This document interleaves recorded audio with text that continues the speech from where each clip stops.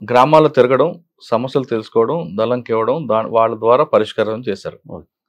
అదే కదా! అవును. అంటే గ్రామాల్లో మంచి వాతావరణం తీసుకొచ్చారు. పోలీస్ స్టేషన్ మీద దాడులు, ఒలగొండలో రైల్వే స్టేషన్ మీద దాడులు అవి చేయాలని ఎందుకు అనిపించింది? ఎవరు చెప్పితే చేశారు? అవి దాడులు ఎందుకు జరుగుతున్నాయంటే మన కామ్రేడ్స్ ఎన్కౌంటర్ జరిగినప్పుడు మరి దేశవ్యాప్తంగా తెలవాలి కాబట్టి అప్పుడు ఫోన్లు ఇవి లేవు కదా.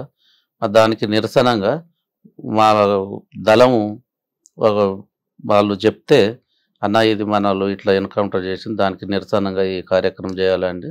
దానిలో భాగంగానే అంటే ఒక దాడికి వెనక ఒక ఎన్కౌంటర్ ఉంటుంది. ఎన్కౌంటర్. అది మీ ఫస్ట్ దాడి ఎక్కడ చేశారు? ఫస్ట్ దాడి ఇక్కడ మన వీరవల్లి. ఏం చేశారు? మైక్రో స్టేషన్ బ్లాస్ట్ చేశారు. అంటే ఎవరు ఎన్కౌంటర్ అయితే వీరవల్లి చేశారు? అప్పుడు ఐలన్ అని ఉండే ఆయన ఎన్కౌంటర్ నిరసనగా చేశారు. మరి మీకు మందు పాత్రలు అవన్నీ ఎవరు ఇచ్చారండి? మందు పాత్రలు అన్ని మన దళమే సమకూర్చేది. అలా విధంగా వలిగొండలో ఎన్ని చేశారండి? Valigonda railway station, guest house Madhavareddy guest house, ఒక బస్సు. అంటే మీరు 1+1 ఇంకెవరు ఉండేవారు? 1+1 రైతు కూలి సంఘం. ఎట్లు మీకు చేసిన దాడిలో మీకు బాగా గుర్తుండిపోయింది చెప్పండి. రైల్వే స్టేషన్ మాధవరెడ్డి గారి గెస్ట్ హౌస్? మాధవరెడ్డి గారు. ఎందుకు? ఆయన హోమ్ మినిస్టర్ కదా, పక్కనే వాళ్ళ ఊరు 2 కిలోమీటర్లది. దానికి పోలీసు టీడీపీ ప్రభుత్వం అప్పుడు మనం అంటే ఒక పక్క ఊరు కాబట్టి ఈయన ఎట్లయినా పట్టుకోవాలి అనేది పోలీసు మొత్తం టోటల్గా అప్పుడు డిఎస్పి రవీందర్ రెడ్డి, సిఐ మద్దిపాటి శ్రీనివాసరావు వాళ్ళు బాగా అది చేసేది భువనగిరి ఏరియాలలో. అంటే ప్రభుత్వానికి కంట్లో పడాలని మీరు మాధవరెడ్డి గారి గెస్ట్ హౌస్? ప్రభుత్వానికంటే అప్పటికే నిర్బంధం పెరిగింది. మనం రైతు కూలి చేసేటప్పుడు ఉప కమాండర్ చేసేటప్పుడే టోటల్గా పోలీసులు ఇన్వాల్వ్ అయ్యేది, మన ఇంటికి వచ్చిపోయేది. తీవ్ర నిర్బంధం 94-95లో ఇక ఉండలేని పరిస్థితి. అప్పుడు ఉండలేని పరిస్థితి దళంతో మనం మాట్లాడి అన్న పరిస్థితులు ఇట్లా అయిపోయినాయి అనే దాని మీద వాళ్ళు ఒక షెల్టరు, చిన్న పిల్లలు, ఇప్పుడు వీళ్ళు 3 2 బాబులు 1 అమ్మాయి అన్నప్పుడు కొన్ని రోజులు బాగా అయిపోయింది. అన్న ఇక్కడ పరిస్థితులు బాగాలేవు, కొన్ని రోజులు డెన్నులో ఉంచుతామని అన్నారు. డెన్నులో అక్కడ మన చందర్ బిహెచ్ఎల్ చందర్ నగర్ అక్కడ ఉంచే వరకల్లా కూడా అక్కడ కూడా వీళ్ళు కనిపెట్టి అక్కడికి రావడం జరిగింది. మా మిసెస్ చూసి బాబుని తీసుకొని బయట షాపుకి పోతుంటే వాళ్ళు వచ్చి నిఘా పెడితే ఈమె చూసింది కదా వాళ్ళని ఎప్పుడు ఇంటికి వచ్చేతోళ్ళని. అట్లా చూసి ఇట్లా పోలీసులు ఇన్ఫార్మ్గా డ్రెస్ లేకుండా సివిల్ డ్రెస్సులు వస్తారు, మరి ఇట్లా ఎప్పుడో దాడి చేసి ఏవో అరెస్ట్ తీసుకుపోతారన్న దాని మీద అక్కడికి క్యాంప్ మార్చి దళానికి ఏపేటుండే. అన్న ఇది పరిస్థితి అంటే మళ్ళీ ఇక్కడికి సిటీ ఎల్బీ నగర్ ఏరియాలో ఇక్కడ షెల్టర్ తీసుకున్నాం. అంటే చందానగర్ నుంచి ఎల్బీ నగర్. చందానగర్ ఎక్కడ ఉండేవారు? శాంతినగర్ శాంతినగర్లో. అంటే కవర్ ఏంటి? ఏమో కోరియరు ఏపీట్లు కాదు, అక్కడ ఏమని చెప్పి అద్దెకి తీసుకున్నారు ఇల్లు? మేము ఇక ఇట్లా కూలి చేసుకుంటాము, డ్రైవర్ చేసుకుంటాము అన్న ఆలోచనతో తీసుకున్నాం. అంటే పని ఏమో డ్రైవరు. సరే, అక్కడి నుంచి వచ్చారు.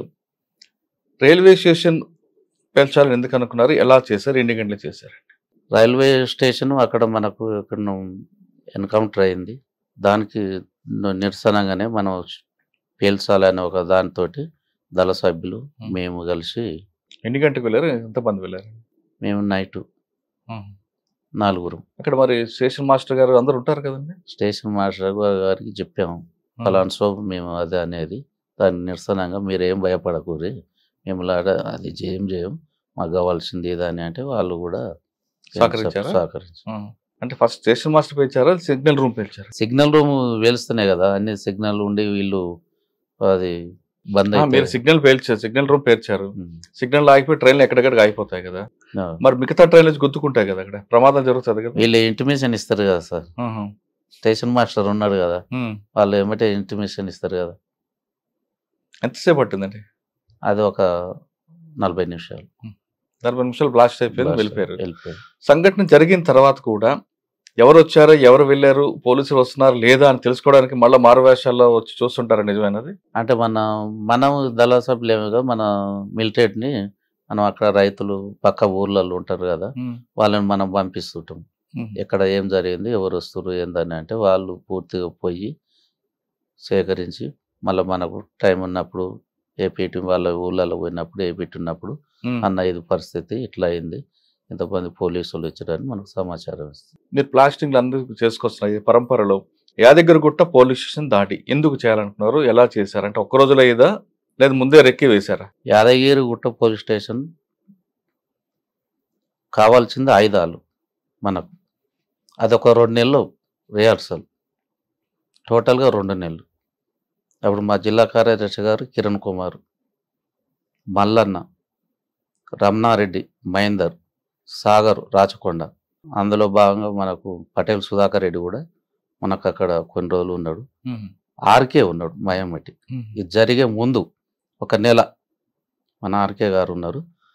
పెద్ద మనిషి కదా, ఎవరు ఇక అతను ఫస్ట్ ఉదయం లేచి ఒక తాన్నే కూర్చునేది. ఉదయం లేచి ఒకడే ఒక దగ్గర కూర్చునేది. ఇక్కడ పోలీస్ స్టేషన్ దగ్గర మనం బయట దళాలల్లా మనకు ఇది జరిగే 1 నెల ముందు అన్న వచ్చేసాడు మా దగ్గరికి. అన్న అప్పుడు మీ మా దళంలో తిరుగుతుండు. ఎక్కడ మీ ప్రాంతం? ఆలేరు ఏరియా. ఎక్కడ గుట్టల్లోనా? ఆ గుట్టలనే విలేజ్లలో కూడా తిరుగుతున్నాడు. ఎవరో పెద్ద మనకు అన్న నాయకుడు ఉన్నాడు అనేది మనకు కూడా అర్థమైంది. అక్కడ కూర్చుంటే మనం క్లాసులలో ఏమైనా తెలియని మళ్ళీ అన్న వచ్చి మనకు చెప్పేది.